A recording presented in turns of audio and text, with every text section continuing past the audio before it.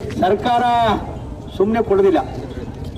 ಯಾವುದಾದ್ರು ಕೆಲಸ ಆಗಬೇಕಾದ್ರೆ ಆ ಭಾಗದಲ್ಲಿ ರಾಜಕೀಯ ನಾಯಕತ್ವ ಬಲಿಷ್ಠವಾಗಿದ್ದರೆ ಕೆಲಸಗಳಾಗ್ತವೆ. ಪ್ರತಿ ವರ್ಷ MLAಗಳು ನಮ್ಮ ಕ್ಷೇತ್ರಕ್ಕಿಂತ ಅನುದಾನ ಬೇಕು ಅಂತ ಪಟ್ಟಿ ಕೊಡ್ತಾರೆ. ಇನ್ಯಾವುದೋ ಒಂದು ಅನುದಾನ ಕೊಡಬೇಕು ಅಂದ್ರೆ ಇನ್ಯಾರು ಇವ್ರಿಗೆ ಸ್ಟ್ರಾಂಗ್ ಆಗಿರೋ MLA ಅಲ್ಲಿ ಬಂದ್ಬಿಟ್ರೆ ಅವ್ರು ಓಡೋಗ್ಬಿಡುತ್ತೆ. ಈಗ ಸರ್ಕಾರದ ದುಡ್ಡಿರಲ್ಲ. ಅದರಿಂದ ಇವತ್ತು ಜನಪ್ರತಿನಿಧಿಗಳು ನಮ್ಮ ಕ್ಷೇತ್ರದ ಅನುದಾನಗಳು ತರೋದ್ರಲ್ಲಿ ಶಕ್ತಿಹೀನರಾಗಿದ್ದಾರೆ. ಅದಕ್ಕೆ ನಾವು ಪಾದಯಾತ್ರೆ ಮಾಡ್ತೀವಿ. ಅರ್ಥ ಆಯ್ತು? ಶಕ್ತಿಹೀನರಾಗಿರೋದ್ರಿಂದ ಕುಡಿಯೋ ನೀರಿಗಿರುವಂಥದ್ದು ಜನಾಂದೋಲನಗಳ ಮುಖಾಂತರನೇ ಸರ್ಕಾರವನ್ನು ಮಣಿಸಬೇಕು ಅಂತ ಇವತ್ತು ಹೊರಟಿದ್ರಿ.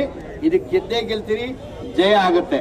ಈಗಾಗಲೇ ನಮ್ಮ ಮಂಡ್ಯ ಜಿಲ್ಲೆ ರೈತ ಸಂಘ, ರಾಮನಗರ ಜಿಲ್ಲಾ ರೈತ ಸಂಘ, ನೀವು ಪೂರ್ತಿ ಬೆಂಗಳೂರು ಬಿಡದಿ ದಾಟುವವರು ಕೂಡ ನೀವು ತಂಗಕ್ಕೆ ಊಟಕ್ಕೆ ಎಲ್ಲ ವ್ಯವಸ್ಥೆನೂ ಮಾಡಿದ್ದಾರೆ.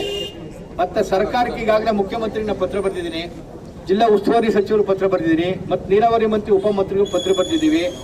ಜೊತೆಗೆ ಪೊಲೀಸ್ ಕಮಿಷನರ್ಗೂ ಪತ್ರ ಕೊಟ್ಟು ನಾವು ಇಲ್ಲಿಂದ ಬಂದು 2ನೇ ತಾರೀಕು ಬಂದಿದ್ದೀವಿ ಅಂತ ಹೇಳಿದ್ವಿ. ರೂಟ್ ಎಲ್ಲ ಕೇಳ್ತಾ ಇದ್ದಾರೆ.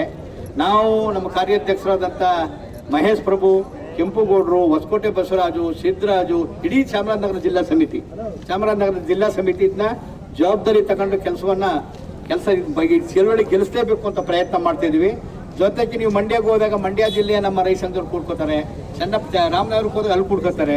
ಕೊನೇ ದಿನ ನಿಮ್ಮ ಜೊತೆಗೆ ಸುತ್ತಮುತ್ತಲ ಜಿಲ್ಲೆಗಳ ನಮ್ಮ ರೈತ ಸಂಘದ ಪ್ರತಿನಿಧಿಗಳು ಅವರು ಕೂಡ ಇದು ಒತ್ತಾಸೆ ನಿಲ್ಕೋತಾರೆ.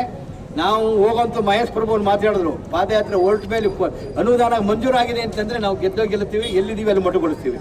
ಇಲ್ಲಾಂದ್ರೆ ಮುಖ್ಯಮಂತ್ರಿ ಹತ್ರ ಬರಲೇಬೇಕಾಗತ್ತೆ, ಕೂರ್ಲೇಬೇಕಾಗತ್ತೆ, ಇದು ಕೊಡಲೇಬೇಕು ನೀರು. ಕರುನಾಡು ಟೈಮ್ಸ್ ಚಾನೆಲ್ನಲ್ಲಿ ಸುದ್ದಿ ಮತ್ತು ಜಾಹೀರಾತು ನೀಡಲು ಈ ನಂಬರ್ಗೆ ಕರೆ ಮಾಡಿ.